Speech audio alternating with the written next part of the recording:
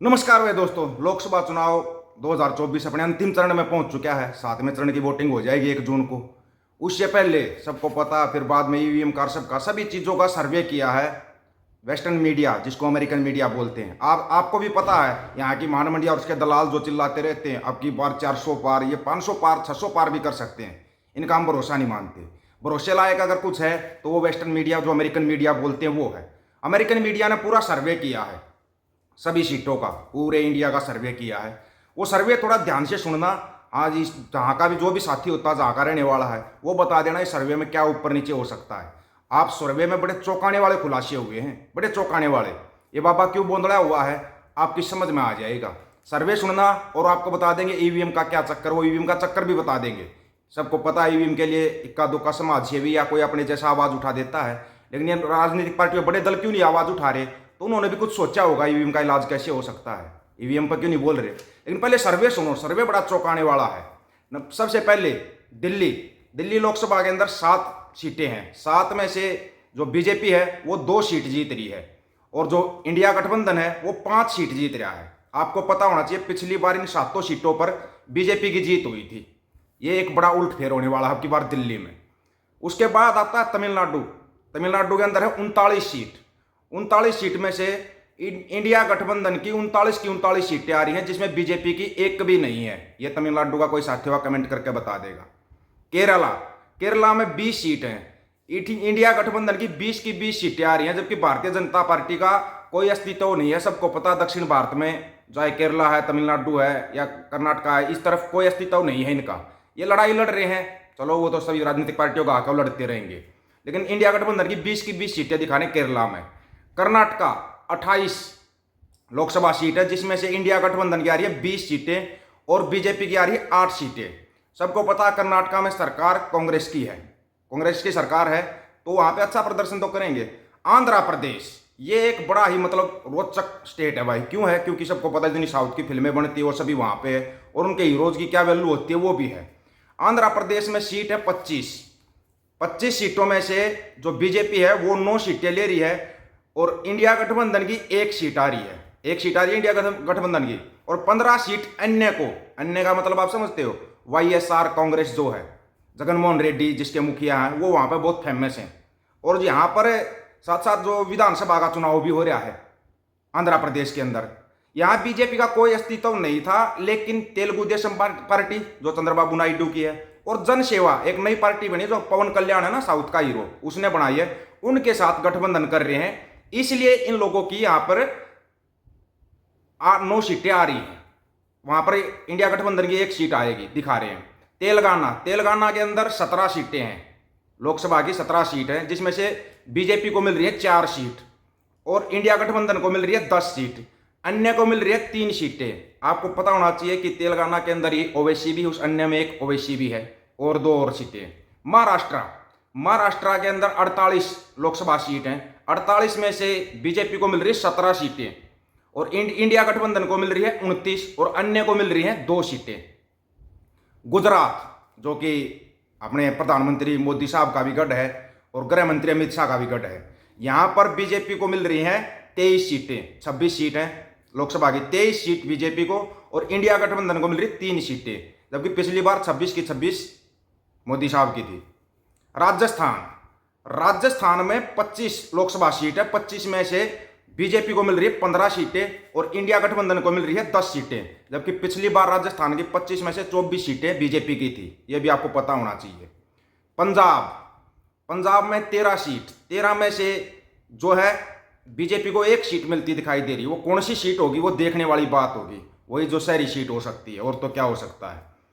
India गठबंधन को 10 सीटें दिखा रहे हैं, और अन्य को 2 दिखा रहे हैं। 2 में अन्य में एक तो खडूर साहिब वाली तो है ही है अमृतपाल की, अब 2 दिखा रहे हैं। लेकिन हमारे को लग रहा है यहाँ पे कुछ उलटफेर होगा, हो सकता है।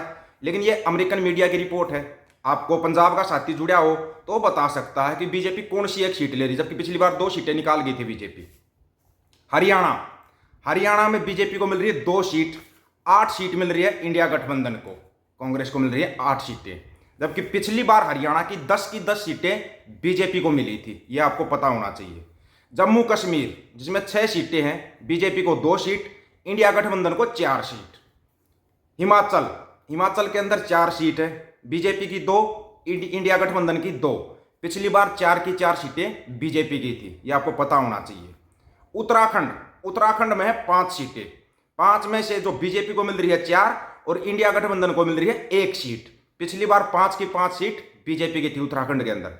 उत्तर प्रदेश, ये है भाई सबसे बड़ा कमाल की बात जो आपको याद रखना चाहिए। उत्तर प्रदेश के अंदर 80 लोकसभा सीट हैं, जिसमें से बीजेपी को 54 सीट मिल रही है, इंडिया गठबंधन को 24 और अन्य को 2। जबकि अनुमान यह लगाया जा रहा था बीजेपी यहां पर 70-75 सीटें निकाल सकती है, लेकिन ऐसा नहीं है। अब की बार बदलाव उत्तर प्रदेश में भी होने जा रहा है। मध्य प्रदेश, जहां पर 29 लोकसभा सीट हैं, जिसमें से बीजेपी ले रही है 22 और इंडिया गठबंधन को मिल रही है 7 सीटें। आपको पता होना चाहिए पिछली बार मध्य प्रदेश की 29 में से 28 सीटें बीजेपी ने ली थी। ये जो 400 पार का नारा है ना, इसकी जो हवा निकलने जा रही है वो आपको मोटा मोटा बता रहे हैं। छत्तीसगढ़, छत्तीसगढ़ में 11 लोकसभा सीट है, जिसमें से बीजेपी को 7 मिल रही है, इंडिया गठबंधन को 4 सीटें मिल रही है। ये अमेरिकन मीडिया का सर्वे है, और जहां का वो साथी होता है वो कमेंट करके बता देना इसमें कुछ उल्टफेर होता है तो। गोवा, गोवा में 2 लोकसभा सीट है, जिसमें से 1 बीजेपी की है, 1 इंडिया गठबंधन की है। बिहार, यहां पर है भाई कमाल, बिहार में 40 लोकसभा सीट है, जिसमें बीजेपी को 22 और इंडिया गठबंधन को 18। पिछली बार 40 में से 39 सीटें बीजेपी ले गई थी, यह भी आपको पता होना चाहिए। झारखंड, झारखंड में 14 लोकसभा सीट है, 14 में से बीजेपी को 9 सीटें मिल रही हैं और इंडिया गठबंधन को 5 सीटें मिल रही है। वेस्ट बंगाल, बंगाल जिसमें 42 लोकसभा सीट है, यहां पर बीजेपी को 12 सीटें मिल रही हैं और इंडिया गठबंधन को 30 सीटें मिल रही है, जिसमें ममता बनर्जी शामिल हैं। ओडिशा, ओडिशा में है 21 सीट लोकसभा की, जिसमें से बीजेपी को 7, इंडिया गठबंधन को 2 और अन्य को 12। ये जो अन्य है ना, ये है नवीन पटनायक, जो बीजू जनता दल के प्रमुख है, और सबको पता उड़ीसा के अंदर जो अपना नवीन पटनायक है उनसे ज्यादा लोकप्रिय कोई भी नहीं है। ये उड़ीसा का कोई साथी होता है वो बता देगा। सिक्किम, सिक्किम की 1 सीट है, वो 1 सीट बीजेपी की है, वहां पर इंडिया गठबंधन का कुछ भी नहीं है। आसाम, आसाम की 14 लोकसभा सीटों में से बीजेपी को 8 और इंडिया गठबंधन को 6। मेघालय, मेघालय में 2 सीट है, बीजेपी 1, इंडिया गठबंधन 1। अरुणाचल प्रदेश, जिसमें 2 सीटें हैं, 1 बीजेपी 1 इंडिया गठबंधन। नागालैंड, नागालैंड की 1 सीट है, वो सीट इंडिया गठबंधन की है। मणिपुर, मणिपुर की 2 सीटें, दोनों की दोनों इंडिया गठबंधन की, क्योंकि मणिपुर के अंदर बीजेपी चुनाव नहीं लड़ रही। सबको पता मणिपुर में जो होया था, ये वहां पर चुनाव लड़ने लायक नहीं है। मिजोरम, मिजोरम की 1 सीट है, वो 1 सीट इंडिया गठबंधन की। त्रिपुरा, त्रिपुरा की 2 सीटें हैं, 1 बीजेपी 1 इंडिया गठबंधन। Andaman Nicobar 1 seat, 1 seat India गठबंधन की। लक्षद्वीप की 1 सीट, वो 1 सीट इंडिया गठबंधन की। पौंडीचेरी की 1 सीट, वो 1 सीट इंडिया गठबंधन की। दादर और नगर हवेली दमन द्वीप 2 सीटें हैं, 2 की 2 बीजेपी की। चंडीगढ़ में 1 सीट है, 1 सीट है इंडिया गठबंधन की। अब टोटल जो सीटें हैं 543, उसमें से बीजेपी की आ रही है 237 सीटें, इंडिया गठबंधन की आ रही 270 सीट और अन्य की आ रही है 36, और 272 चाहिए भाई सरकार बनाने के लिए। तो यहां पर पूर्ण बहुमत किसी का नहीं दिखा रहे, लेकिन इंडिया गठबंधन 270 सीटें ले रहा है। ये जो 400 पार का नारा है ना, इस गुब्बारे की हवा निकल चुकी है। ये गुब्बारा बना रखा है, ये बना रखा है बाण मंडिया और उसके दलालों ने गुब्बारा बना रखा है, इससे ज्यादा कुछ नहीं है। आप लोग इसकी तरफ ध्यान ना दें, ये अमेरिकन मीडिया का सर्वे है, और जो साथी जहां का जुड़ा हुआ है वो बता सकता है। कम से कम हरियाणा, पंजाब, राजस्थानी वाले तो ये तो बता ही सकते हैं, ये उत्तर प्रदेश वाले, कि क्या होगा क्या नहीं होगा। ये है अमेरिकन मीडिया का सर्वे। अभी भान मंडिया अपना सर्वे 1-2 तारीख से शुरू करेगा, वो देखना हो 400 से नीचे आएगा नहीं, फिर धीरे धीरे 300 पे आ जाएगा, फिर 300 से नीचे भी आएगा, वो 200 से नीचे भी आएगा। आप देखते जाना इस चीज को। इस बारे में आप लोगों को क्या राय है, अपनी राय रखना। सभी साथियों को राम राम, नमस्कार, आदाब, सत श्री अकाल। वीडियो को ज्यादा से ज्यादा शेयर, चैनल को सब्सक्राइब और बेल आइकन को जरूर दबाना दोस्तों। ऑफिशियल दीपक फौजी यूट्यूब चैनल, बात हक और सच की करेंगे, हक सच की बात हम करेंगे। वीडियो को शेयर करने की जिम्मेवारी आप लोगों की है। गज के आखो, वाहिगुरु जी का खालसा, वाहिगुरु जी की फतेह।